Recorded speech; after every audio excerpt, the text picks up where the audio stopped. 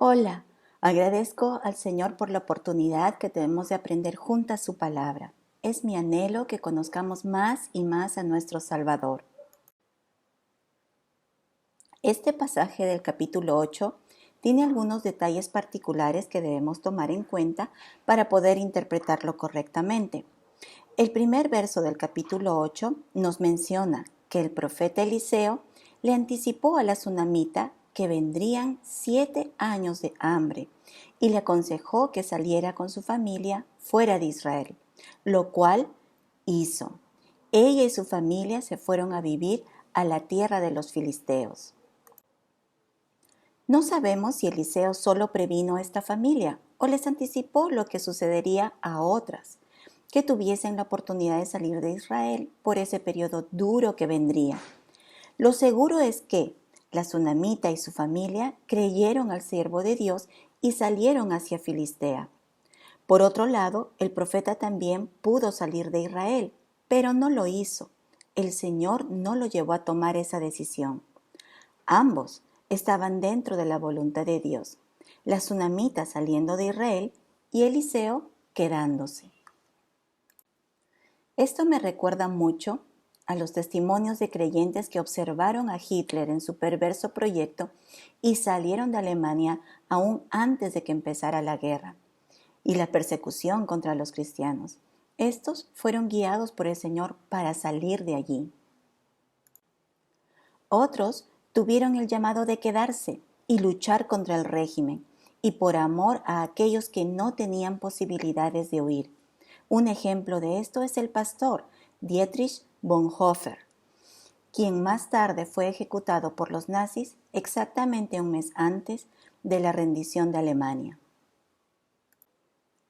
En ambos casos, tanto los que salieron como los que se quedaron en ese tiempo de guerra en Alemania, siendo creyentes y guiados por el Señor, estaban dentro de la voluntad de Dios, porque cumplían un papel dentro de los planes del Señor. Lo que aprendemos es que el Señor es soberano en la vida de sus hijos y cada uno de ellos tiene un llamado de parte de Dios al cual uno debe estar atento y debe ser obediente a Él. Muchas veces nos equivocamos en juzgar las acciones de los cristianos.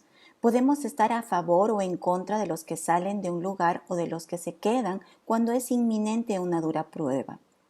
El punto es que no es la lógica la que nos dice qué acción es correcta o incorrecta, sino que el punto es ser obediente al Señor, saliendo o quedándose en el lugar donde de seguro vendrán pruebas muy duras. Porque si el Señor te manda a quedarte para pasar esa prueba y tú te sales, porque es más lógico por tu bienestar y el de tu familia, entonces te saliste de la voluntad de Dios y eso sí es peligroso. Y viceversa, si el Señor te manda a salir del lugar y tú decides quedarte porque te parece más noble hacerlo, también saliste de la voluntad de Dios, estás en peligro. Estar en comunión con el Señor y hacer su voluntad es lo que importa. Estar dentro de la voluntad de Dios es estar en la zona segura. Y la palabra y el Espíritu Santo confirmarán qué se debe hacer. Cuando leemos este pasaje de Reyes en el capítulo 8, podemos inferir que lo relatado entre los capítulos 4, versículo 38, hasta el final del suceso de los sucesos del capítulo 6 y 7, tiene un periodo mínimo de 7 años. Esta hambre era muy grande y alcanzó su punto máximo con el sitio de Siria contra Samaria. Entonces, el consejo de Eliseo para la tsunamita y su familia fue antes de que esta hambre azotara a Israel y lo azotara por juicio de Dios. Luego de los 7 años que había dicho el profeta Eliseo que duraría el hambre, la tsunamita regresó a Israel para solicitar al rey que le fueran devueltas sus posesiones. Esto era común, que el rey actuara como juez en estas cuestiones civiles.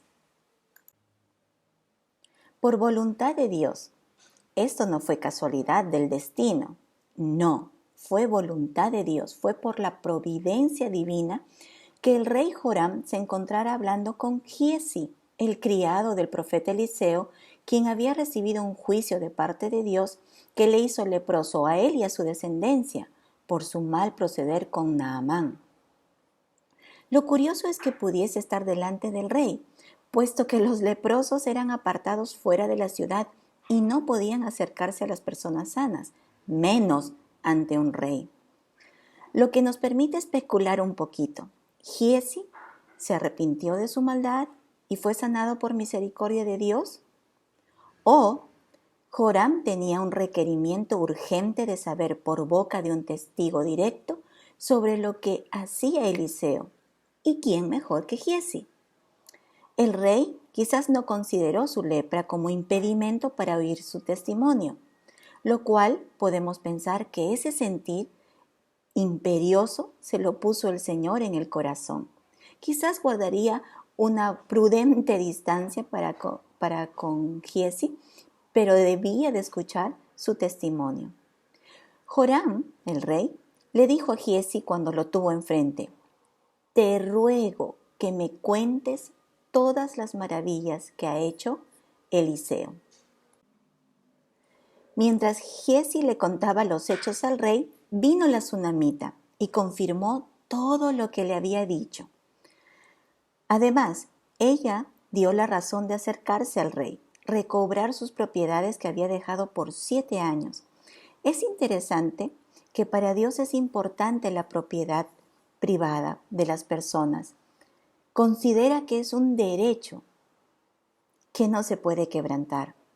No existe tal cosa como hay que eliminar la propiedad privada para que todos los bienes sean de propiedad común y que el Estado sea quien la regula como posesiones. Esto es totalmente contrario al pensamiento de Dios.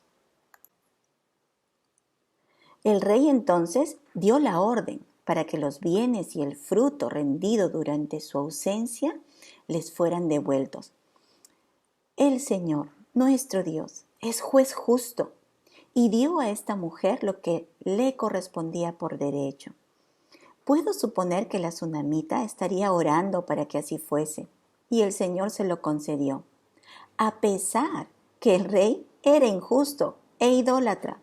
Pero Dios movió su corazón y este rey hizo lo que era correcto, porque al escuchar de parte de Giezi lo que el Señor hacía por mano del profeta, de hecho que tuvo temor de Dios. ¿Cuánta razón tiene Pablo cuando nos insta a orar por nuestras autoridades? Esta historia que acabamos de ver nos da el fundamento escritural para elevar oraciones eficaces con respecto a quienes nos gobiernan, para que ellos tengan temor de Dios, para que hagan lo que es correcto por ese temor, y que el pueblo viva quieta y reposadamente. Nos vemos en la próxima lección. Dios las bendiga.